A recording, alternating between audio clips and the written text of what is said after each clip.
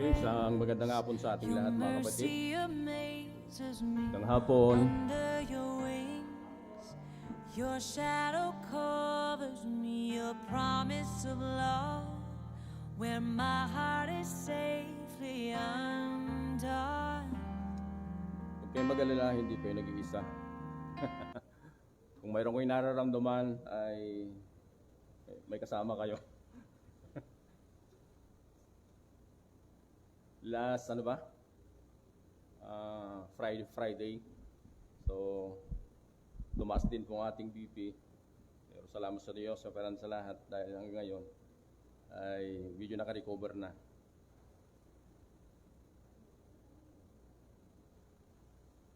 At salamat din sa Diyos, sa lahat sapagkat sa umagang ito ay, alam niyo po, aking pinsan.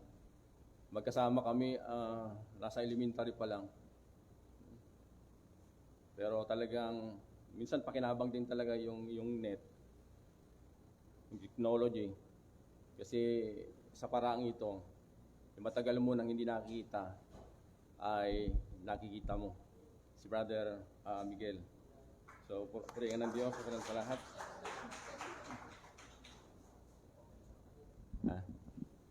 May na.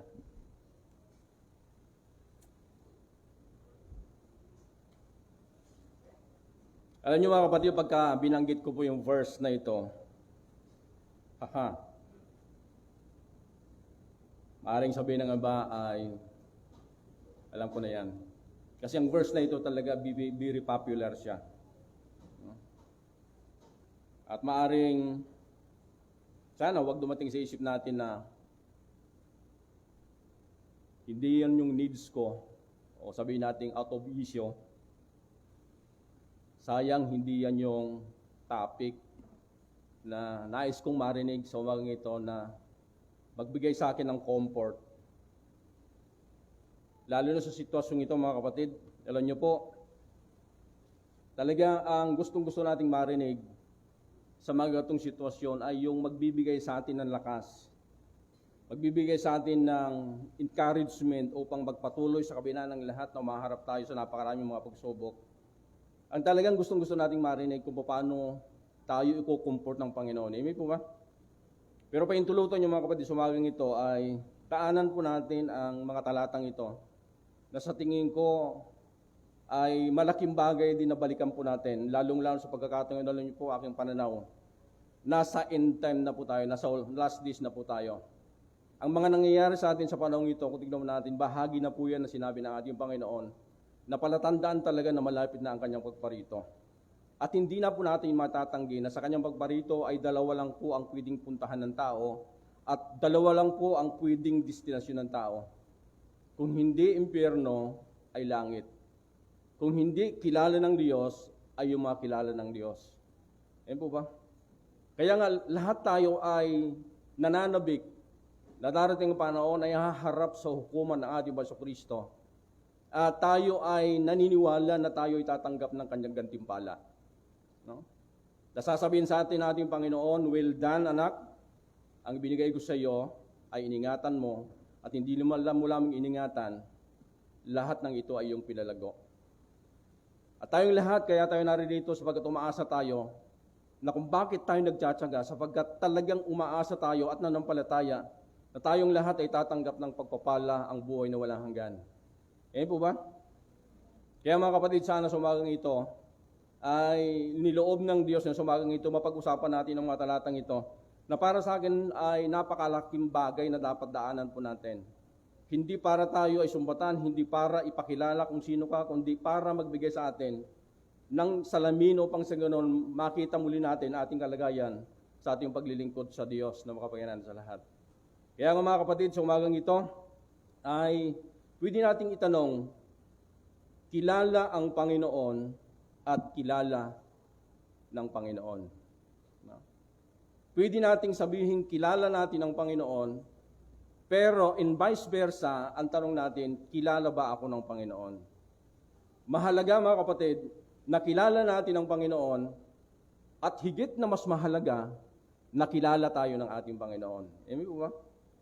Kaya mga kapatid, sumagang ito, buksan po natin ating aklat, sa aklat po ng Mateo, chapter 7, verse 21 hanggang 23. At magkakaroon po tayo ng cross-reference sa John chapter 10. Mamaya, yun pong isasunod nating basahin. Marami ang tumatawag sa akin ng Panginoon, pero hindi ito nangahulugan na makakapasok sila sa kaharian ng langit. Ang mga tao lang na sumusunod sa kalooban ng aking amang nasa langit ang mapapabilang sa kanyang kaharian. Marami ang magsasabi sa akin sa araw na yaon, sa araw ng paghuhukom, Panginoon, hindi ba't sa pangalan nyo ay nagpahayag kami ng inyong mga salita? Nagpalayas na masang espiritu at gumawa ng maraming himala. Ngunit sasabihin ko sa kanila, hindi ko kayo kilala, lumayo kayo sa akin, kayong mga gumagawa ng masama. At sa Juan, Kabanatang 10, ang talata 15, ako ang mabuting pastol, kung paano ako nakikilala ng aking ama, at kung paano ko siya nakikilala, ganyan din ang pagkakilala ko sa aking mga tupa at ang pagkakilala nila sa akin. At inialay ko ang aking buhay para sa kanila. Ito pang salita ng Diyos na ating pong pagbubulay-bulayan sa bagay ito. Yuko muna natin mga kapatid, ating mga ulo at tayo manalangin sa Diyos, na magalan sa lahat. Dakilang Diyos, magalan sa lahat, kami Panginoon ay labis ang aming pasasalamat. Sa kabila ng lahat, Panginoon, na halos kaming lahat ay dumadanas, Panginoon, ng mga struggle sa buhay. Pero salamat sa Diyos, magalan sa lahat, sapagkat sa umagang ito, ay binigyan mo muli kami ng pagkakataon upang makalapit po sa iyo. Higit sa lahat ay makapaglingkod po sa iyo at mag-alay, Panginoon, ng pagsamba sa iyong dakilang pangalan. Dakilang Diyos, salamat po sapagkat ang araw na ito ay para sa iyo. Pero lagi, Panginoon, sa pagkakataong ito, hindi mo pinahintulutan na kami makabahagi sa mga biyayang nais mong iparanas po sa amin sa araw na ito. Kaya, Diyos, sa lahat, ang dalangin po namin, sana po, ang iyong Santong Espiritu, ang patuloy na gumubay muli sa amin, Panginoon, sa aming pag-aaral sa umagang ito. Nabuksan, Panginoon, ang aming isipan, ang aming mga puso, upang lubos po namin maunawaan ang mga salita mo, na nais mong iparating sa bawat po sa amin, upang makatulong, upang lalong kami po'y magpatuloy at tumibay ang aming pananampalataya. Itago mo, Panginoong Diyos, ang bawat po sa amin, ng iyong kapangyarihan at ang karunungan mo, O Diyos, ang patuloy, O Diyos, na mamayanin sa oras na ito. At ikaw na, Panginoon, na magbigay sa amin ng unawa at karunungan upang amin matanggap ang karunungan na mula po sa iyo. Ito pang aming dalangin sa pangalan po ni Panginoong Hesus. Amen. Praise God. Hallelujah. Alam niyo mga kapatid, siguro mahalagang tanong na i-release natin ay pwede ba na ang talatang ito ay parang sinasabi sa atin ng Diyos ngayon sa wagang ito? Para pwede bang sabihin natin na, oo, ako ngayon ang kausap ng ating Panginoon. At kung kausap tayo ng Diyos, ano yung gusto niyang mensahe na nais niyang iparating sa atin sa umagang ito? At ano ang kanyang layunin kung ako at tinatanggap ko na ako ang kausap ng ating Panginoon? Ano ang kanyang layunin? Bakit sinasabi niya sa akin ang salitang ito? Marahil kung tingnan mo natin, totoo na tayo ay tinanggap na natin ang ating Panginoon at tayo naglilingkod sa Diyos sa panan sa lahat. Na kung tingnan mo natin, halos ganun din ang pananaw ng mga taong kausap ng ating Panginoon Kristo sa pagkakataong ito, mga taong matalino, mga taong bihasa sa kautusan, pero na nakausap nila ang Panginoon Kristo ng mga taong ito ay matibay ang kanilang paniniwala na sila din naman ay may kaligtasan, sila din naman ay tunay na kilala ng ating Panginoon. Pero nakalulungkot isipin, na kung tignan mo natin yung kanilang conversation, ay mayroong ipinapakita ng ating Panginoon Kristo na kailangan matutunan ng bawat isa na kumikilala at tumanggap sa ating Panginoon Kristo bilang kanyang Panginoon at tagapagligtas. Po ba? Pag binasa po natin yung chapter rin, makita po natin yung promulgation ng reign ng Diyos sa panan sa lahat, sapagkat sinabi nga doon, dumating na ang paghahari ng Diyos. No? Kaya nga ipinahayag na yung mabuting balita sa pamamagitan ng ministry ni John the Baptist at tinuloy ng ating Panginoon Kristo. Dito na ipinapahayag, unti-unting ipinapakilala ng Panginoon Kristo yung biyaya na dapat matanggap ng bawat taong sumasampalataya sa Kanya. At sa chapter 4, kung tingnan po natin, nandito na yung preparation ng ministry, yun na nagpapasimula yung preparation ng ministry ng ating Panginoon Kristo. At sa chapter 5, nag-umpisa na nga yung kanyang pangangaral, yung kanyang sermon. At sa chapter 6, ipinapakita niyo yung purity of one intention. Kailangan talaga lahat ng nakarinig ng mabuting balita at nakarinig ng pangangaral ng Panginoon Kristo, dapat maintindihan at malaman ng bawat isa yung mahalagang intensyon nila kung bakit sila naglilingkod sa Diyos sa parang sa lahat. Na maaring yun po mga kapatid, ang magandang usisain po natin na sa ating paglilingkod sa parang sa lahat ay makita po natin yung sinasabi ng ating Panginoon Kristo na mahalaga na sa bawat naglilingkod sa parang sa lahat, yung kanilang intensyon sa kanilang paglilingkod sa Diyos sa parang sa lahat. Kaya nga po, pagdating chapter 7, yung pong pinag-aaral natin, ang dami pong opsyon ang ginawa ng ating Panginoon Kristo. Yung kanyang pangaral. Sabi nga niya, mayroong 2 pintuan na pwede kang mamili. Mayroong 2 uri ng kahoy, na pinakita niya yung 2 uri ng kahoy. At pinakita din niya yung 2 uri ng tumatawag sa Panginoon, yung kilala niya at hindi niya kilala. At pagdating sa dulo, pinakita niya yung 2 uri ng taong matalino, yung mga taong nagtayo ng kanilang bahay sa matibay na muog ang bato, at yung mga taong nagtayo ng kanilang bahay sa buhanginan. Kaya mga kapatid, kung para sa akin talaga napakahalaga. Sabi ko nga, ang panahon po natin sa panahon po natin ay napakahalaga na talaga. Na sa ating paglilingkod talaga ay matiyak na po natin ating paglilingkod sa diferensya at hindi tayo kasama sa mga taong sinasabihan ng Panginoon na hindi kita kilala. No? Napakahirap yung mga kapatid, yung nakapila ka, no? Kasama ka pagdating ng, sabi nga doon ng 1 Thessalonians, sabi pagdating ng araw ay susugoy ng Panginoon ang kanyang mga anghel, no? Upang sa ganun titipunin niya ang kanyang mga tupa. Sabi nga ng Mateo, yung kanyang mga tupa ilalagay sa kanan at yung makambing ilalagay sa kaliwa. No? Napakahirap yung dumating yung panahon, nakasama din po tayo sa nakapila, na inaasahan din natin na tayo ay kasama sa ilalagay ng Panginoon sa kanan upang magmamana ng kanyang kaharian. Pero sasabihin ng Panginoon, nakalulungkot isipin, baka nga, no? Pag hindi tayo nakatiyak, ay mailalagay tayo sa kaliwa. Kaya ang sabi ng kasulatan, doon na ang pagganggalit ng ngipin. Kaya mga kapatid, napakahalaga para sa akin na kailangan minsan balikan po natin. Kasi nga, baka namimiss na natin. Masyado na tayo nagpupursige, masyado na tayong lumalayo. Gusto nating lumago, lumayo, lumalim sa ating pag-aaral, lumalim sa ating paglilingkod sa Panginoon sa lahat. Pero minsan sa ating pagnanais na lumago at lumago sa ating paglilingkod ay mayroon tayong naiiwan na hindi natin napapansin, no? Na kailangan nating balikan. So, paano malalaman, ito po yung tema natin pag-aaral mga kapatid sa umagang ito. Paano malalaman na kilala natin o kilala tayo ng Panginoon? Mahalaga ba? Yung bang pag-uusapan ba natin mga kapatid sa umagang ito, mahalaga ba na malaman natin na kilala natin ang Panginoon at kilala tayo ng ating Panginoon? No?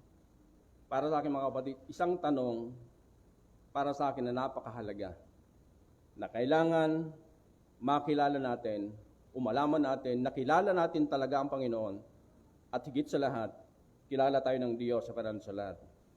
Mayroon lang po akong 3 katotohanan mga kapatid na nais ko i-share sa umagang ito na sana makapulot tayo sa mga puntong ito upang makita po natin o ma-analyze natin na tayo po ay tunay na kilala natin ang ating Panginoon at kilala tayo ng Diyos na parang sa lahat. Una po, nasa tama tayong direksyon, right direction. Kung tingnan po natin sa verse 21, sabi niya, marami ang tumatawag sa akin ng Panginoon, pero hindi ito nangangahulugan na makapasok sila sa kaharian langit. Hindi po itinatanggi ng ating Panginoon at alam niya na maraming mga taong kumikilala sa Kanya bilang Panginoon. Kaya lang nakalulungkot ang sagot niya, hindi raw basihan na pag sinabi mong Panginoon, makakapasok ka na sa kaharian niya. Kundi ang sabi niya, ang basihan daw, para makapasok tayo sa kaharian ng Diyos, sabi niya, ang mga tao lang na sumusunod ng kalooban ng aking Ama na nasa langit, ang mapapabilang sa kanyang kaharian. Katulad ng kanyang sinabi, mga kapatid, mayroon tong dalawang pintuan na pwedeng pasukan ng tao. Yung tinatawag na narrow gates at saka yung wide gates. No? Kaya nga sabi niya sa verse 13-14, sabi niya, pumasok kayo sa pintuan, makipot ang pintuan, dahil maluwang ang pintuan at malapad ang daan patungo sa kapahamakan. At marami ang pumapasok doon, ngunit makipot ang pintuan at mahirap ang daan patungo sa buhay na walang hanggan at kakaunti lang ang dumadaan doon. So kung titignan po natin pala, mga kapatid, napakaliwanag yung sinabi natin pa sa Kristo na ipinaparating niya sa atin na kailangan sa ating pagtawag sa Kanya ay tunay na tayo ay sumusunod sa Kanyang kalooban. At isa pang bagay na napakahirap na sinabi niya, pinapapasok tayo sa makipot na pintuan, pero sabi niya, mas marami ang pumipili sa maluwag na pintuan. Bakit? Sapagkat sabi niya, ang makipot na pintuan ay mahirap pumasok at bibihira ang nakakasumpong niyaon. So nakikita niyo, mga kapatid, yung ibig sabihin, no? Kung bakit ipinapakita niya ang salitang ito, sapagkat sabi niya, mahirap pumasok at bibihira pa ang nakakapasok sa pintuan na yaon. No? Kaya pala, mga kapatid, mahalaga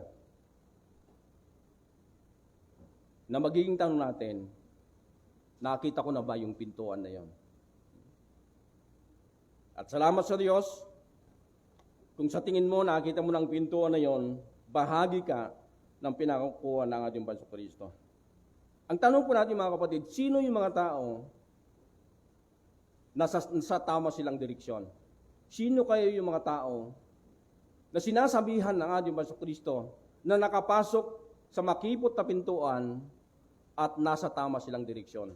Alam niyo po, para sa akin, ang naintindihan ko, ang totoong pintuan, walang iba kundi ang ating Bansa Kristo. Na parang sinasabi niya, ang paglilingkod sa akin, ang pagiging Panginoon, ang sinasabi niya, mahihirapan ka at hindi mo basta-basta masusumpungan. Kaya nga, mga kapatid, paano natin makikilala na tayo nasa tamang direksyon? Una po, pagtignan po natin, para sa akin, sabi niya sa verse 4 hanggang 5, paano mo sasabi sa kanya, kapatid, tutulungan kitang alisin ang puwing na mata mo. Gayon may malatrosong puwing sa iyong mata. Mapagkunwari, alisin mo muna ang malatrosong puwing sa iyong mata nang sa ganoon ay makakita ka ng mabuti para maalis mo ang puwing sa mata ng iyong kapwa. Una, mga kapatid, para malaman natin na tayo nasa tamang direksyon, siguro maranasan natin talaga yung tunay na pagsisisi at pagbabago ng buhay. Para sa akin, mga kapatid, ito yung isang napakahirap na bagay na daanan ng tao sa kanyang paglilingkod sa Diyos sa parang sa lahat. Yung mabago ka, yung mga bagay na ginagawa mo, na sa tingin mo'y napakahalaga sa buhay mo. No? Isa yan, para sa akin, ang isang palatandaan na tayo ay nasa tamang direksyon sa ating paglilingkod sa Diyos sa parang sa lahat. Pag binasa po natin, mga kapatid, pag inalam po natin yung kahulugan ng repentance, yung metanoneum word, ang kahulugan nito, a change of mind, thought, or thinking, sabi niya, so powerful that it changed one's very way of life. Nakuntignan po natin pala, ang tunay na pagsisisi, para masabi mong nagsisi ka, ay tumalikod ka sa kasalanan at humarap ka sa Diyos at sa Kanyang katwiran. Ang talagang reformation, ang talagang repentance, ay mayroong kang tinatalikurang kasamaan at humaharap ka sa Diyos at nagpapatuloy ka sa Kanyang katwiran. Yun po ang palatandaan para sa akin na nasa tama tayong direksyon at nasa makipot tayong pintuan.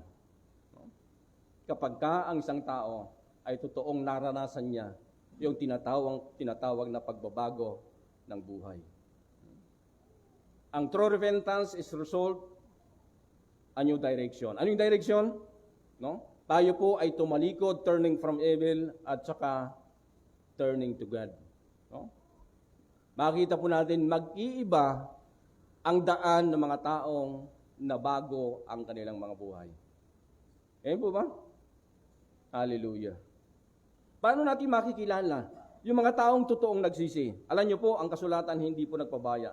Pag binasa po natin ang Lucas chapter 3, verse 8a, ilongdag po natin sa 10 at saka 14. Sabi niya, kung tunay na nagsisisi kayo sa inyong mga kasalanan, patunayan ninyo ito sa inyong mga gawa. Sabi po ni Juan Bautista, sa pagpagkat binasa po natin ang Lucas chapter na ito, marami pong mga Israelita na nais lumapit kay Juan Bautista upang magpabautismo. Pero sinabi po ni Juan Bautista, magbunga muna kayo o magpakita muna kayo ng karapat-dapat at tunay na pagsisisi. At alam niyo po, ang sagot, ang tanong ng mga tao, sabi nila, tinanong ng mga tao si Juan, ano ang dapat naming gawin? Sumagot siya, kung mayroon kayong 2 damit, ibigay ninyong isa sa taong walang damit. So kung tignan po natin pala mga kapatid, nakikita po natin yung reformation, makita po natin yung pagbabago ng tao.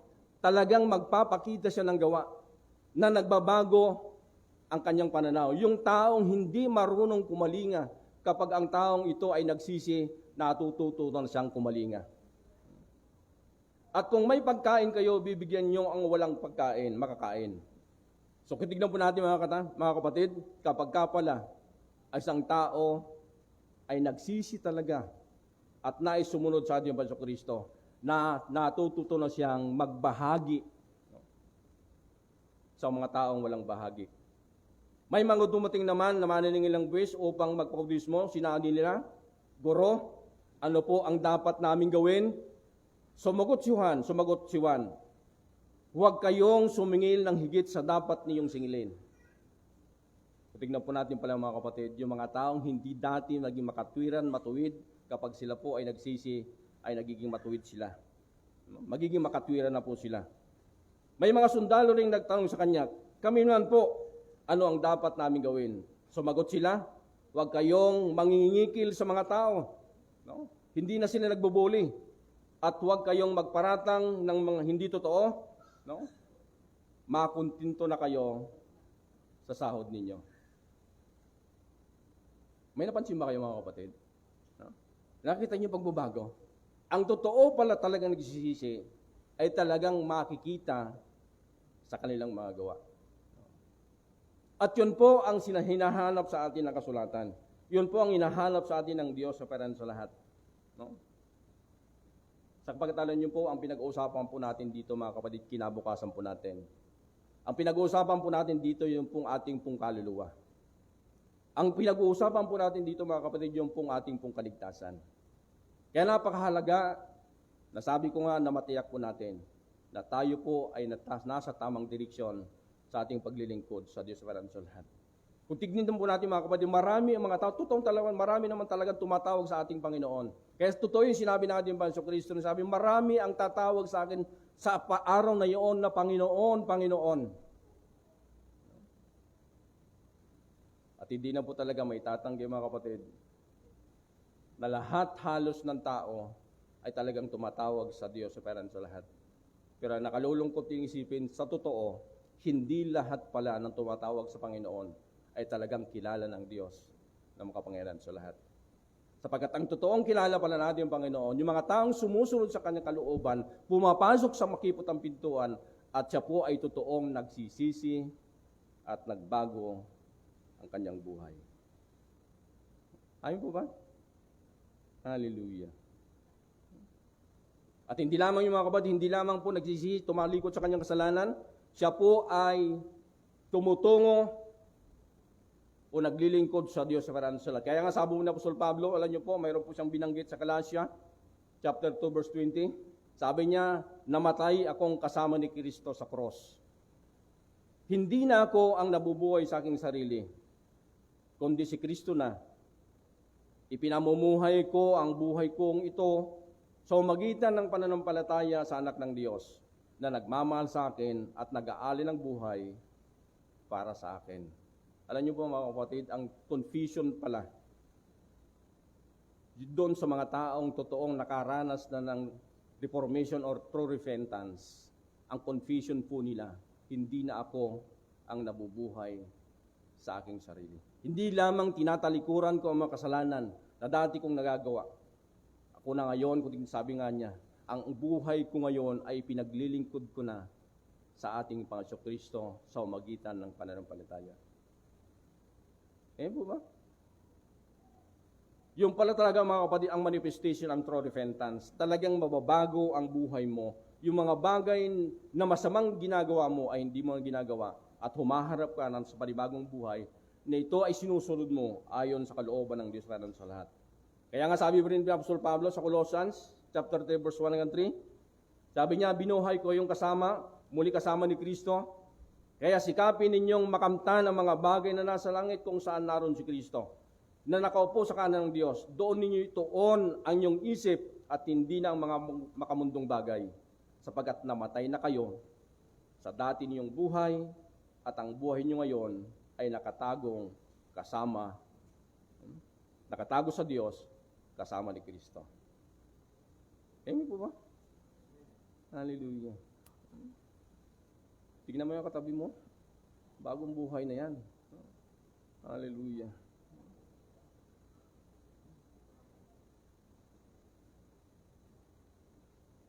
Alam niyo mga kapatid, biyaya ng Diyos, protection ng Diyos, provision ng Diyos. Kapag matuto tayo lang tayong dumaan, matuto lang tayong sumunod sa kalooban ng Diyos sa lahat, ang Diyos ang magbibigay sa iyo ng kusa ang lahat ng iyong pangailangan. Hindi po ba? No? Kasi nakalulungkot isipin yung panay ang claim natin sa mga protection ng Diyos, sa biyaya ng Diyos, panay ang claim natin. Pero sa totoo lang mga kapatid, pag tinignan po, in-evaluate po natin in reality, mas marami ang frustration mo sapagkat marami kang ipinitisyon sa Panginoon, hindi niya binibigay. Na maari ang dahilan kung bakit hindi niya na ibinibigay yung mga bagay ni hiling mo sa Kanya sapagkat hindi ka naman talaga sumusunod sa Kanyang kalooban. Tama ba? Kaya minsan nasasaktan tayo, nangihina tayo sapagkat iniisip natin na Panginoon, ang tagal ko nang hiningi sa'yo, naglilingkod naman ako sa iyo, tumatawag naman ako sa Panginoon, pero bakit hindi mo binibigay ang mga kahilingan ko? Baka nga ang dahilan ay hindi dahil sa ayaw ibigay sa'yo ng Diyos, kundi dahil sa hindi ka naman talaga naglilingkod sa Diyos sa parang sa lahat. Kaya napakahalang mga kapatid, matiyak po natin, nasa tamang daan ba ako? Nasa makipot ba akong pintuan? Alam niyo mga kapatid, sa maluwag na daan, no? Isa pong implication nito, madali siyang makita. No? Pag maluwag ang daan, maraming nakakasumpong doon. Ang isang implication nito, marami talagang nakakasumpong. At hindi lamang marami ang nakakasumpong, madaling pumasok. No? Kasi ang dami mo mga kutino natin, ma-accommodate lahat ng preference mo ay ma-accommodate. Ibig sabihin ko din natin, marami kang options. Pag nasa maluwag na pintuan ka, marami kang options na pwedeng pagpilian. So lahat ng preference mo, ma-accommodate pag nasa maluwag na pintuan ka. Mabibigyan ka ng maraming choices kapag nasa maluwag na pintuan ka. Pero sinabi na nga yung Panginoon sa makipot na pintuan, iisa lang ang choice mo. Sumunod ka sa Diyos na makapangyarihan sa lahat. Kaya ang mga tunay na naglilingkod sa Panginoon, kunti lang po ang choice nila. Ang sumunod sa kalooban ng Diyos na makapangyarihan sa lahat. No? Totoong tayong lahat ay nag-struggle, pero nakakahirap. No? Pag in-evaluate mo yung struggle mo, nag-struggle ka pala kasi mali yung choice mo. No? Nag-struggle ka sapagkat ang pinili mo, hindi yung narrow road, kundi yung wide road. At sa kaluwagan mo, sa maraming choices, nahirapan ka sa maraming mga choices. Hindi dahil sa ikaw ay sumusunod sa kalooban ng Diyos sa lahat, kundi dahil nahirapan ka sapagkat lahat ng preference mo ay na-accommodate kung saan ka nang ngayon naglilingkod. Tama ba? Yan.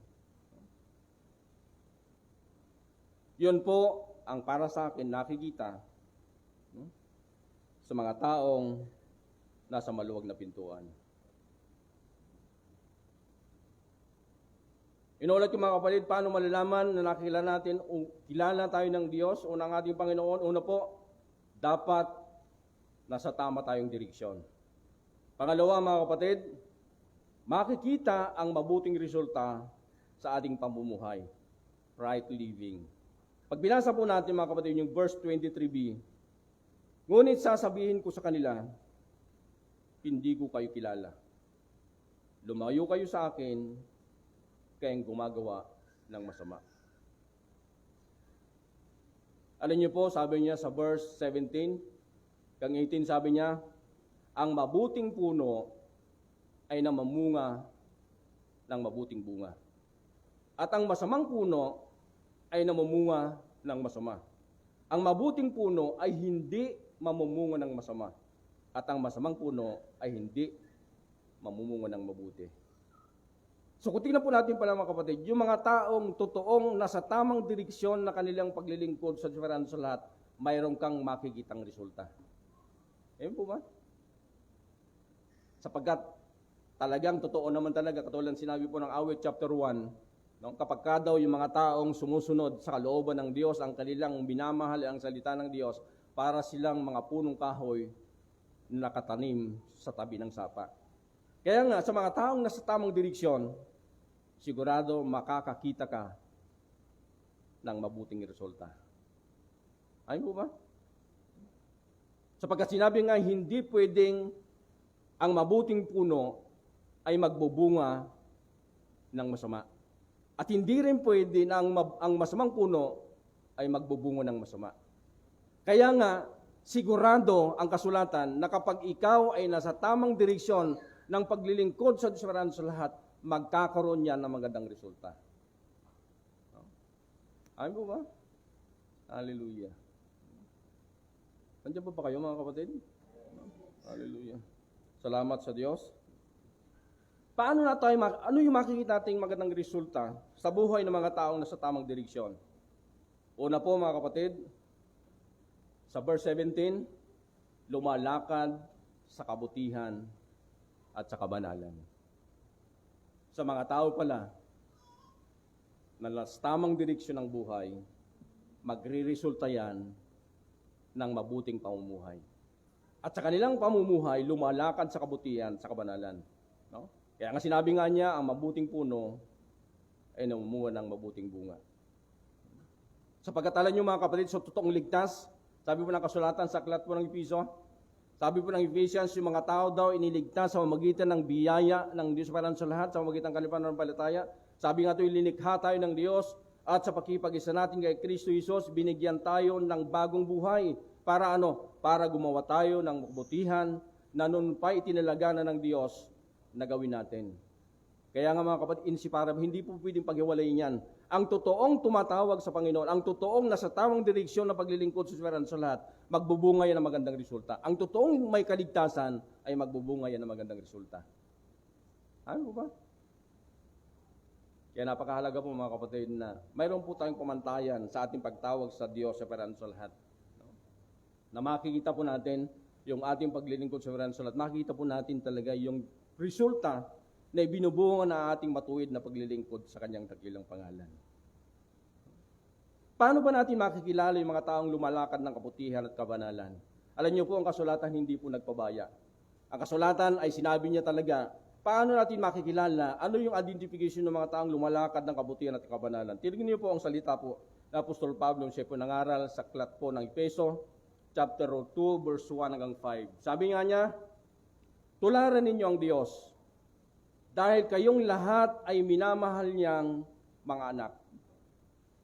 Mamuhay kayo ng may pag-ibig sa kapwa. Yung daw mga taong minamahal ng Diyos bilang kanyang anak, tinutularan nila ang Diyos. At ang kanilang pagtulad, ang kanilang paggawa, sila po ay namumuhay na may pag-ibig sa kapwa. Sabi niya, tulad ng pag-ibig sa akin ni Kristo. Inialay niya ang kanyang sarili, inialay niya ang sarili niya para sa atin bilang mabangong handog sa Diyos. Dahil mga banal kayo, sabi po ng Apostol Pablo, hindi na nararapat na ang isa man sa inyo ay masabihang siya ay malaswa. Sabi po ng kasulatan, kapag daw isang taong lumalakad na minamahal ng Diyos, na natutong magmahal sa kanyang kapwa, kung paano inibig ni Kristo, sabi ng kasulatan, siya po ay hindi na mapagsasabihan na siya ay malaswa. Hindi na siya mapagsasabihan na mahalay o sakim, at hindi rin nararapat na marinig sa inyo ang mga malaswa o walang kabuluhang usapan at masamang biro. Sa halip, maging mapagsalamat kayo sa Diyos, tandaan ninyo, walang taong mahalay, malaswa, ang pamumuhay at sakim sa kapakilamagan sa kaharian ni Kristo at ng Diyos. Sapagkat ang kasamayan ay tulad din ng pagsamba sa Diyos-Diyosan.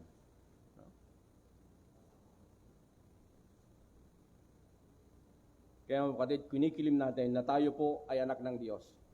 Kailangan yung paraan po ng ating pamumuhay ay alinsunod din, no, na kung paano ay binigyan tayo ng Diyos ng halimbawa upang ating pong siyang tularan. No? Sa mga anak daw ng Diyos, hindi na siya masasabihan, no, ng hindi maganda. Hindi na siya mapagsasabihan, no, hindi na marinig sa kanyang bibig ang walang kabuluhang usapan. Alam niyo po, mayroon pong nabasa ako sa Thessalonica, sa mga anak daw ng Diyos talaga na kumikilala sa Kanya, ang kanilang panalita ay talaga nakapagbibigay ng liwanag sa mga tao na nakakarinig po sa kanila. Yung mga biro na walang kabuluhan, sabi na kasula, hindi na marinig sa mga anak ng Diyos. No? Sa halip, sabi niya, ang kanilang panalita ay laging nagpapasalamat sa Diyos sa sa lahat. At alam ko rin mga kapatid, na alam din po natin ang lahat ng mga bagay na ito. Pero katulad ng sinabi ko kanina, baka nga nakakaligtaan na natin, may mga bagay na nakakaligtaan natin sa pagpupursige natin sa kabilang banda, pero mayroon na po tayong naiiwan sa ating buhay. No? At hindi lamang yon, sabi nga ng Galatians, chapter 5, verse 19 hanggang 23, ang mga taong sumusunod na ninasa ng laman ay nakikilala sa kanilang gawa. Sexual na imoralidad, kalaswaan, kahalayan, pagsamba sa Diyos-Diyosan, pangkukulam, pagkapuot, pag-aaway, pagkasakim, pagkagalit, pagkawatak-watak, pagkahati-hati, pagkainggit, paglalasing, pagkahilig sa kalayawan, at iba pang kasamaan. Binabalaan ko kayo, sabi ng Apostol Pablo, tulad ng ginagawa ko noon, ang mga namumuhay ng ganito ay hindi mapapabilang sa kaharian ng Diyos. Hello? Teka, gusto mo ba ako?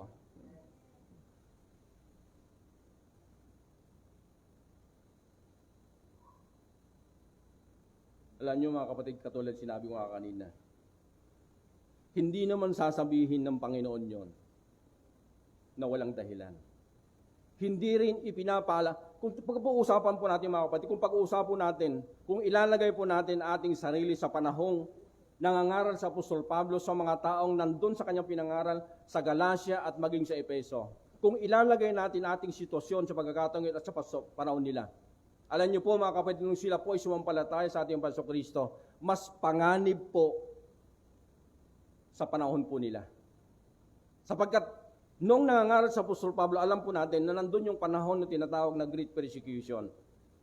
Pero dumating pa rin sa punto, sa pangangaral ng Apostol Pablo, yung ganitong pananalita, na para sa akin, na-observe niya kasi sa panahon yun, na may mga taong hindi lumalakad alinsunod sa kalooban ng Diyos para sa lahat. Kaya bilang pagmamahal ni Pablo sa kanyang ministeryo at sa kanyang mga kapatid, ay muli nang ibinabalik ang kanyang paalala. Nais niyang gisingin ng mga tao upang maintindihan po nila ang kahalaga ng pasunod sa kalooban ng Diyos para sa lahat. Ayun po ba? Hallelujah.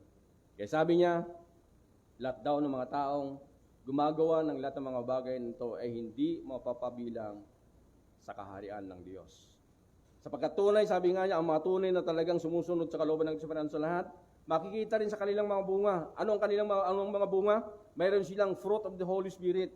Yung pag-ibig, kagalakan, kapayapaan, pagtitiis, kabutihan, kagandang loob, katapatan, kahinahunan, pagbibigil sarili. Kung ganito ang pamumuhay natin, hindi malalabag ang utos ng Diyos. Mo? Sabi niya, dalawang bagay ang pinakita niya. Yung daw mga taong sumusunod, alinsunod sa kanilang laman at gumagawa ng kasamaan, hindi sila mapapabilang sa kanilang Diyos. Pero sa mga taong daw na namumunga, na may bunga ng banal na Espiritu, sabi ng kasulatan, ang mga taong ito na ganito ang kanilang pamumuhay ay hindi natin nalalabag ang utos ng Diyos. Amen.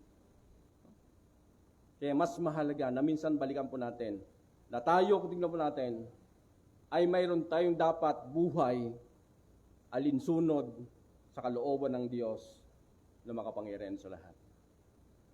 Last, mga kapatid, huwag kayong mag-alala. No? Paano malalaman na kilala natin o kilala tayo ng Panginoon? Una, nasa tama tayong direksyon sa ating paglilingkod. Nasa tamang pintuan ka. Nasa tamang daan ka. Pangalawa, makikita ang bunga o mabuting resulta sa ating pamumuhay. At ang pangatlo, align ang puso natin sa ministry. Tignan niyo po yung sinabi ng kasulatan. Sabi niya sa 22, marami ang magsasabi sa akin sa araw ng paghukom. Panginoon, hindi ba't sa pangalan niyo'y nagpahayag kami ng iyong salita? Nag-evangelize po sila. Nagpalayas na masamang espiritu at gumawa ng maraming himala. Nag-perform sila ng miracle at saka healing. Nasa ministry ako, maaaring siguro natin, hindi man natin mabasa, pero maaaring yung sasabihin ng mga tao sa panahon yun, nakausap niya, nasa ministry ako, Panginoon. Faithful naman ako sa church. Active ako sa ministry. Ibinibigay ko ang aking tithes. At mabuti naman ang aking ginagawa sa aking kapwa na mabuti. Pero nakalulungkot, sabi ng Panginoon, sasabihin ko sa kanila, hindi ko kayo kilala. Lumayo kayo sa akin, kayong lahat ng gumagawa ng masama. Mga kapatid, mayroon pong dalawang option. Yung God intention versus God's intentions. Minsan, mas madaling piliin yung good intention rather than God's intention. Katulad ng binasa po natin mga kapatid kanina, sabi ng mga tao, naglilingkod naman ako sa iyo, Panginoon. Alam niyo, pag binasa po natin yung Roma, chapter 10, verse 1 hanggang 3, tingnan niyo po yung salita ni Apostol Pablo sa Roma. Sabi niya sa Roma, chapter 10, verse 1 hanggang 3, sabi niya mga kapatid, sabi ng Apostol Pablo, ang pinakananais ko at idalangin sa Diyos ay ang maligtas ang Israel. Tignan niyo po yung kanyang introduction, sabi niya sa verse 10, sa verse 1. Mga kapatid, ang pinananais ko at idalangin sa Diyos ay ang maligtas ang Israel. Pag binilikan po natin ang Israel, alam niyo po mga Israel, sila yung tinatawag na chosen people. Sila yung mga taong pinili ng Diyos. Kung tignan po natin, kakaiba yung pagtawag ng Diyos sa bansa ng Israel. Ililigtas sila ng Diyos sa kamay ng mga Egyptian at inilagay sila sa lupang pangako. Na kung tignan po natin, ang kanilang pagkahirang ay kakaiba sa pagkahirang, ang kanilang pagkahirang. Pero ang salita ni Apostol Pablo, dito na sa Roma, sa chapter 10, verse 1, ang kanyang dalangin na daw ay maligtas ang Israel. Bakit? Sapagkat sinabi sa verse 2, sapagkat saksi ako, sabi niya, saksi akong sila'y nagsisikap na maging kalugod-lugod sa Diyos. Pero mali lamang ang kanilang batayan. So kung tignan po natin pala mga kapatid, kung bakit pala malabis ang panalangin ni Apostol Pablo ng kanyang mga kababayang mga Israelita ay maligtas sila, sapagkat sa kabila ng lahat na sila ay hinirang ng Diyos, sa kabila ng lahat na sila ay talagang itinalaga sila yung mga chosen people, pero minsan dumating sa buhay po nila na nalihis na po sila sa paglilingkod sa Diyos sa lahat. Paano sila nalihis? Sapagkat sinabi ng kasulatan, sila na po ay nagsisikap, no? O naging mali na ang kanilang mga batayan.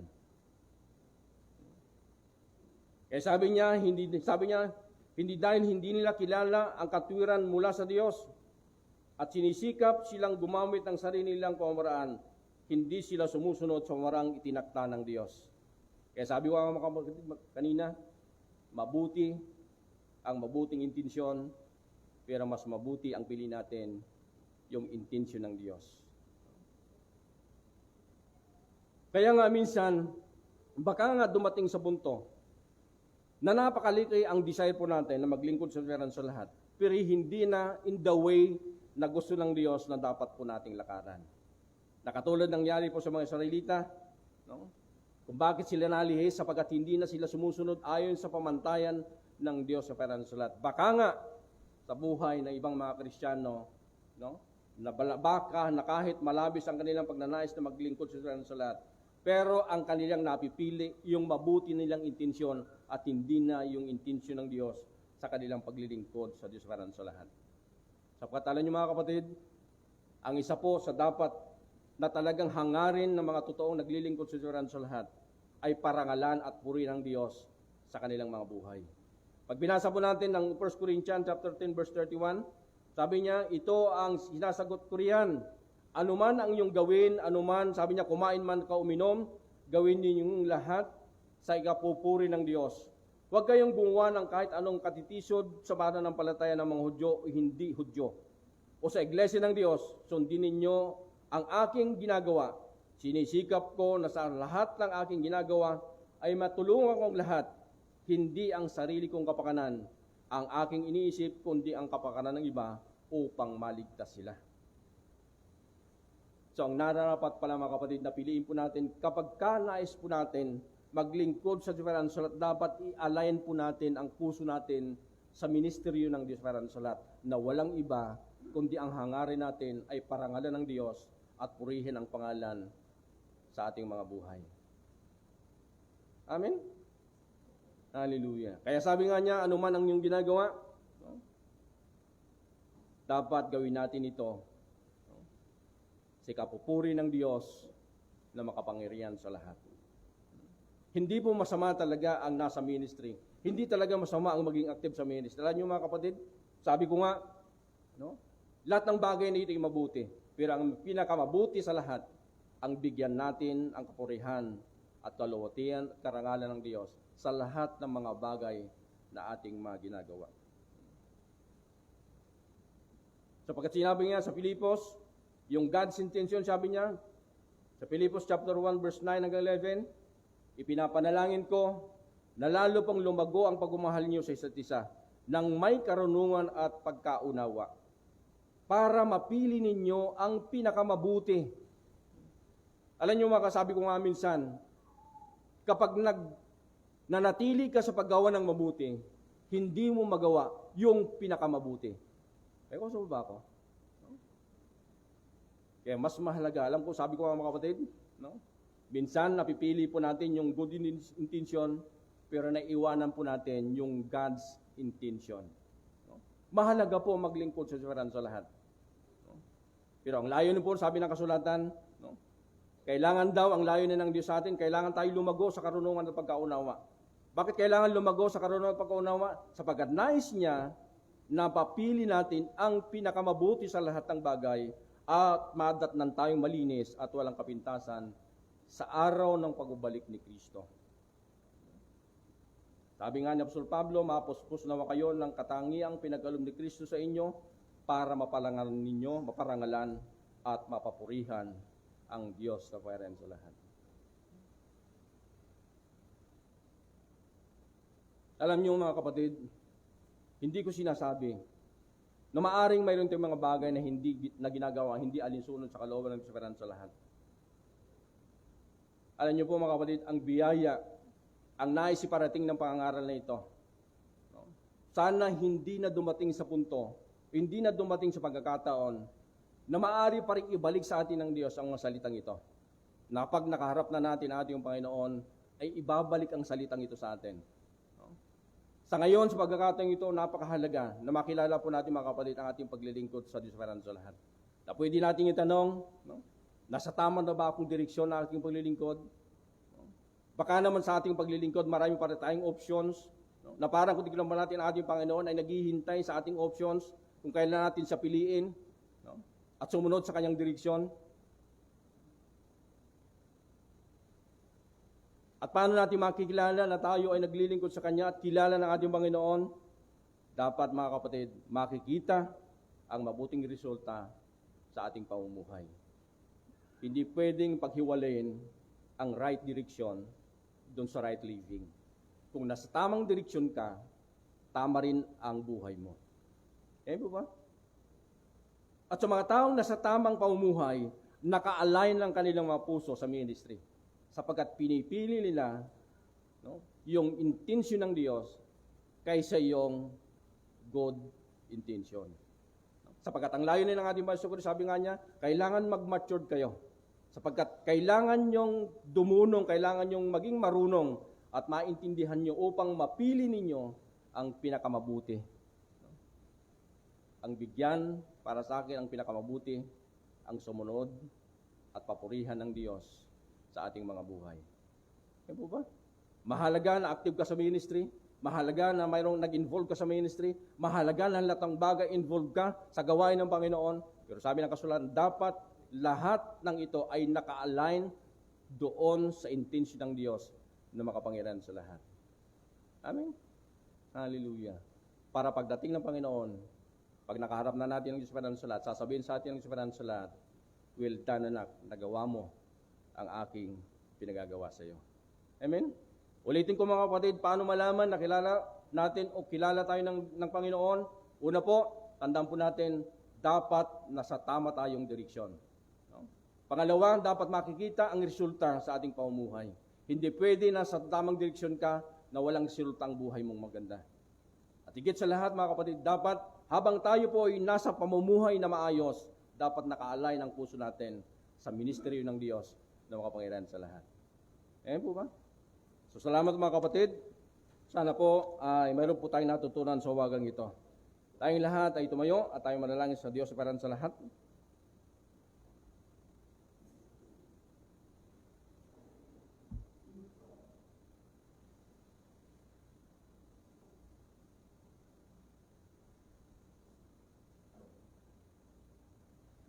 Okay? Hallelujah.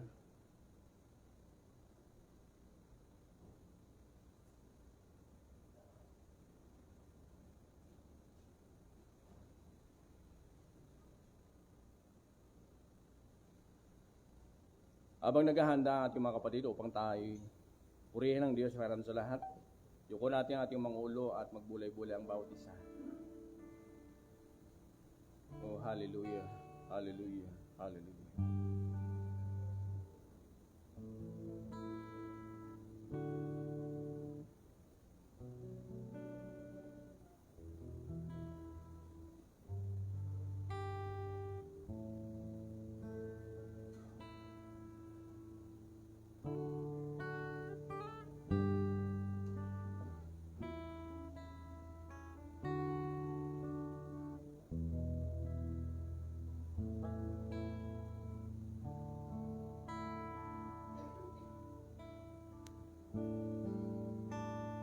Tayo manalangin sa Diyos sa paraan sa lahat. Ama naming Diyos sa paraan sa lahat, narito kami Ama sa iyong harapan na ngayon ay lumalapit po sa iyo. Kami o Diyos ay nagpapasalamat sa iyong mga salita na aming napakinggan sa umagang ito. Salamat Panginoon sa iyong paalala, hindi para kami husgahan, upang kami po ay tulungan upang makita po ang aming kalagayan. Alam po namin, Panginoon, na isa man po sa amin ay ayaw mong mapahamak. Kaya gumagawa ka ng paraan upang i-remind ang bawat po sa amin, upang sa aming paglilingkod sa lahat, ay lagi kaming nakasunod sa iyong kalooban. Dakilang Diyos, salamat sa kabila ng lahat, ay nandiyan ka lagi o Diyos na kami po'y lagi mong ginagabayan. At ang dalangin ko, Panginoon, at pakiusap sa iyo sa umagang ito, na o Panginoon, tulungan mo po ang bawat isa po sa amin, na magkaroon kami ng pusong mapagtanggap sa iyong mga salita. Tulungan mo kami sa lahat, na aming pong mapakinggan ay magbibigay sa amin, na magmumulat sa aming mga mata, upang api mong makilala ang aming kalagayan sa aming paglilingkod at pagsunod sa iyong kalooban. Dakilang Diyos, hindi mo po intensyon, Panginoon, na sa oras na ito, O Diyos, ay bigyan ng kalungkutan ang puso ng bawat isa. Kundi, O Diyos, udyok ng iyong pagmamahal sa amin upang kami, Panginoon, hindi mapahamak. Kaya nga, Panginoong Diyos, tulungan po kami, O Diyos, sa lahat, upang sa umagang ito, tunay makilala po namin ang aming paglilingkod po sa iyo. Sapagkat, Panginoon, ang hangarin po namin, Panginoon, pagdating ng panahon na ikaw ay paparito, ay hindi po kami kabilang, Panginoon, sa hindi mo nakikilala. Kundi kami, O Diyos, sa lahat, kasama, Panginoon, sa ririgaluhan mo ng pagpapala ng buhay na walang hanggan. Kaya, O Diyos, sa lahat, sa umagang ito, salamat, O Diyos, sa lahat sa pribileyo na nakarinig kami, Panginoon, sa iyong mga salita. At naniniwala ko, Panginoon, na sa totoong mga anak mo ay tunay na gagalak, sapagkat narinig po namin, Panginoon, ang iyong mabuting salita na magtutuwid po sa aming mga buhay. Dakilang Diyos, lahat po na, Panginoon, ito ay makapagbibigay sa iyo ng karangalan at kapurihan. Na, Panginoon, ang aming paglilingkod na ito, ang munting namin paglilingkod na ito, ay tunay, O Diyos, sa lahat, na ang kapurihan mo, ang kaluwalhatian mo, ang ngayon, Panginoon, ay maibibigay po namin sa iyong mga buhay. Ngayon, Panginoon Diyos, narito yung mga anak. Naniniwala ko, Panginoon, ang biyaya mo, ang patuloy, Panginoon, na matanggap ng bawat isa po sa amin. Ito pang aming dalangin sa pangalan po ng Panginoon Kristo. Amen. Hallelujah.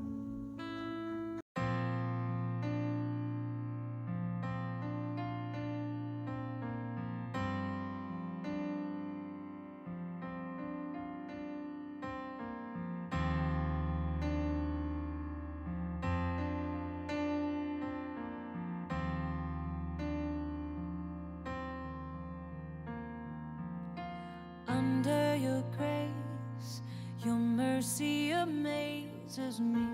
Under your wings, your shadow covers me. Your promise of love, where my heart is safely undone.